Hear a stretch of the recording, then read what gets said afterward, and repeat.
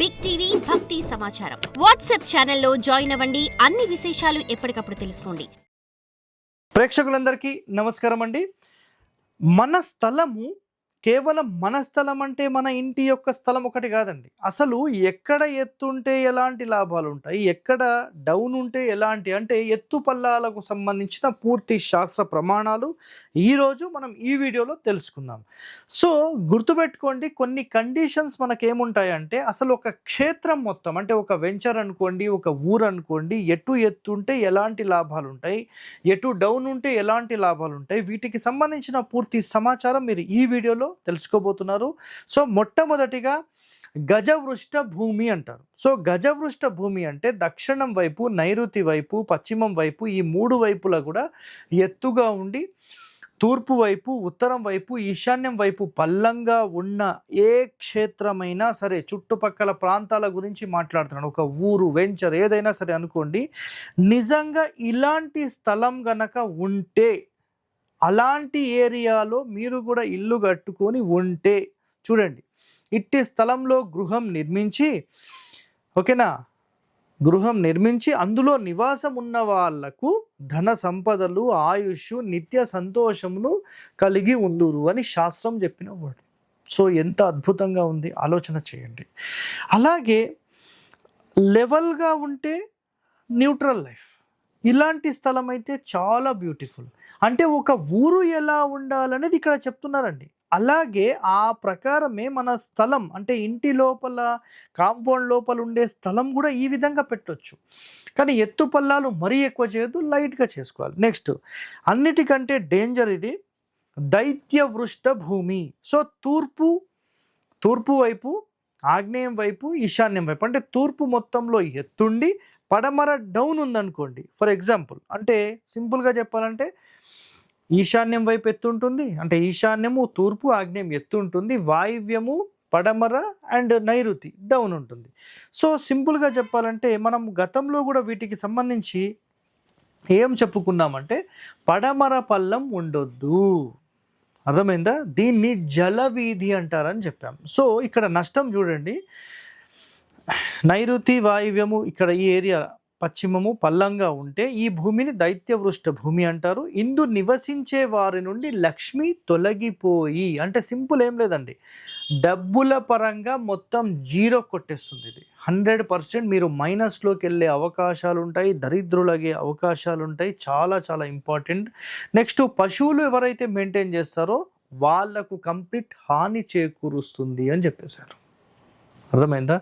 పశువులు కానీ, పక్షులు కానీ, మేకలు ఇలాంటివి ఏమైనా మెయింటైన్ చేసి పడమర డౌన్ ఉండే స్థలంలో కనుక మీరు ఉంటే 100% ఇది మీకు మైనస్ చేస్తుంది.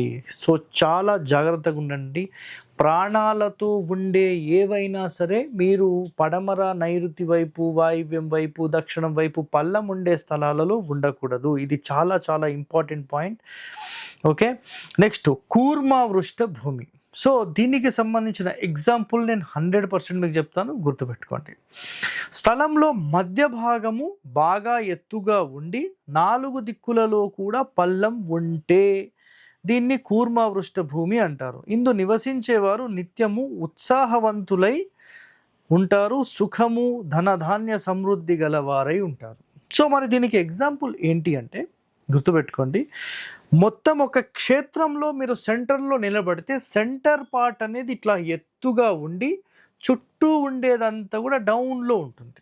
అంటే నైరుతి అనుకోండి, లేదంటే వాయువ్యం అనుకోండి, ఈశాన్యం అనుకోండి, ఆగ్నేయం అనుకోండి, ఇవన్నీ డౌన్ ఉంటాయి. ఆ డౌన్లో కూడా నైరుతి ఈశాన్యం కంటే ఎత్తుగా ఉంటుంది, ఈశాన్యం కంటే కొంచెం ఆగ్నేయం ఎత్తుగా ఉంటుంది, ఈశాన్యం కంటే కొంచెం వాయువ్యం ఎత్తుగా ఉంటుంది. సో ఇలాంటి స్థలం ఇంకా అద్భుతమైనది. దీనికి ఒక ఎగ్జాంపుల్ చెప్పాలంటే మీకు, నేను జగ్గయ్యపేట్ వెనకాల మాదిపాడు అనే గ్రామానికి వెళ్ళాను. అక్కడ మీకేముందో గుర్తుందా అందరికీ? అష్టముఖ గండబేరుండ లక్ష్మీ నరసింహస్వామి వారి దేవాలయం ఉంది. అక్కడ నాగ ప్రతిష్టలు జరుగుతాయి. సో వాటికి సంబంధించి నేను గతంలోనే ఒక ఎపిసోడ్ కూడా చేశాను. 4 మధ్య ద్వారాలు పెట్టించి ఆ ఇంటి నిర్మాణం మనం చేపట్టాం. చాలా అద్భుతంగా ఇంటి నిర్మాణం జరిగింది. సో చాలా చాలా బ్యూటిఫుల్గా వచ్చింది. సో అలాంటి నిర్మాణం నిజంగా అది చేసిన తర్వాత రోజు నుంచి ఈ రోజు వరకు 3 సంవత్సరాలు అయిందండి. అంటే 3 సంవత్సరాలు 4వ సంవత్సరం అవుతుంది. ఈ 4 సంవత్సరాల్లో వాళ్ళ డెవలప్మెంట్ చూస్తే మాత్రం అంచెలంచెలుగా ఎదుగుతూ వెళ్ళిపోతున్నారు. సో వాళ్ళ క్షేత్రం మొత్తం చూస్తే మీకు అలాగే ఉంటుంది. వాళ్ళ ఇల్లు పక్కన టెంపుల్, వాళ్ళ పాతిలు ఇవన్నీ కొంచెం ఎత్తులో ఉండి మీకు దక్షిణం పల్లంగా ఉంటుంది, తూర్పు పల్లంగా ఉంటుంది, ఉత్తరం పల్లంగా ఉంటుంది, పడమర పల్లంగా ఉంటుంది. సో ఈ విధమైనటువంటి దాన్ని కూర్మ వృష్టం. కూర్మం అంటే ఏంటండి? తాబేలు. తాబేలు ఎలా ఉంటుంది? చుట్టూ కూడా డౌన్లో ఉండి ఇలా ఎత్తుంటుంది కదా. సో తాబేలు ఆకారం ఉండే స్థలం ఏదైనా ఉండి లేదంటే ఒక ఊరు ఉంటే అలాంటి దాంట్లో మీరు మధ్యస్థానంలో ఇల్లు కట్టుకుంటే 100% అది సూపర్ అని చెప్పొచ్చు. అర్థమైందా? ఇంకా చివరగా నాగవృష్ట భూమి గురించి మనం మాట్లాడుకుందాం. సో నాగవృష్ట భూమి అంటే చాలా సింపుల్గా చూడండి. ఇంటి భూమి అంటే ఇంటికి సంబంధించిన స్థలం ఉంటుంది కదండి.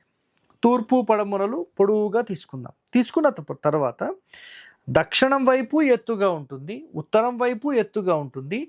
ఈ బ్రహ్మస్థానం నుంచి తూర్పు వైపుకి పడమర వైపుకి డౌన్ అయిపోతుంది. ఇక చూడండి ఇలా డౌన్ అయిపోతుంది. సో ఇటెత్తు దక్షిణం ఎత్తు ఉత్తరం ఎత్తు డౌన్ అయిపోతుంది. ఇలా గనక డౌన్ ఉన్న స్థలాలు గనక ఉంటే అలాంటి స్థలంలో ఇల్లు కట్టుకున్న స్థలం ఉన్నా ఇది 100% ఏం చేస్తుంది చూడండి.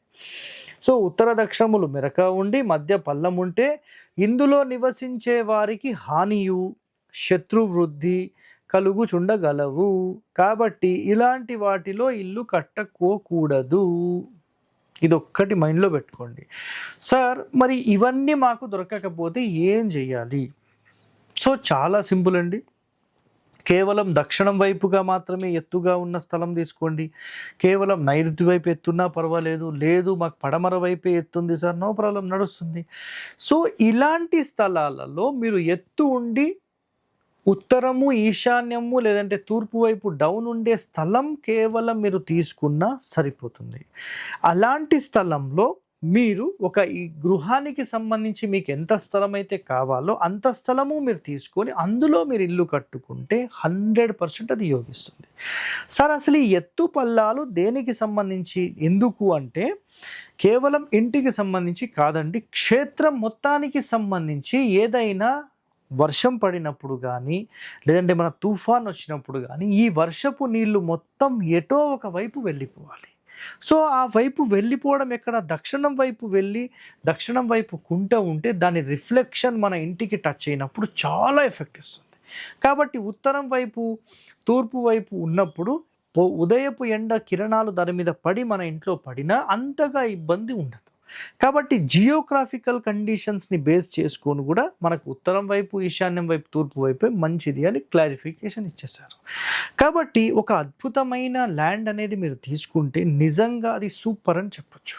సో ఒక మంచి నిర్మాణానికి సంబంధించిన స్థలం ఎన్నుకోవడం చాలా ముఖ్యమైనది. దాని తర్వాతనే వాస్తు అనేది మొదలవుతుంది. అంటే ఇది భూమి వాస్తు అయిపోయింది, అప్పుడు ఇంటి వాస్తు మొదలవుతుంది. సో ఒక మంచి అద్భుతమైన ల్యాండ్ మేము కొందాం అనుకుంటున్నాం సార్, మరి ఎలాంటి ల్యాండ్ కొనాలి అనుకునే వరకు ఈ వీడియో సూపర్ అండి. ఓకేనా? ఇలాంటి వాస్తు రహస్యాలు మీరు తెలుసుకోవాలనుకుంటే మన ఛానల్ని వెంటనే సబ్స్క్రైబ్ చేయండి. ధన్యవాదాలండి. Thank you. For more videos like this, subscribe Big TV channel.